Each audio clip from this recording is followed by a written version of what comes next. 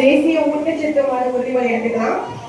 இந்தியாவில் உள்ள ஒவ்வொரு தாய் மற்றும் குழந்தையும் ஊட்டச்சத்து குறைபாடு இல்லாத ஆரோக்கியமான உடல்நிலை அடைய நான் இன்று உறுதிமொழி ஏற்கின்றேன்.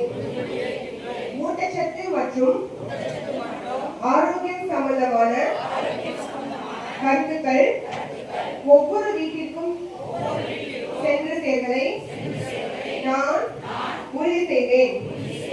ஆரோக்கியம் என்பது சரிவிகித சத்தான ஆரோக்கிய உணவு, தூய்மையான குடிநீர், சுகாதாரம், தாய்மை மற்றும் பச்சிளம் மற்றும் சிறு குழந்தைகளுக்கான சரியான உணவு ஊட்டும் பழக்க வழக்கங்களில் உள்ளது.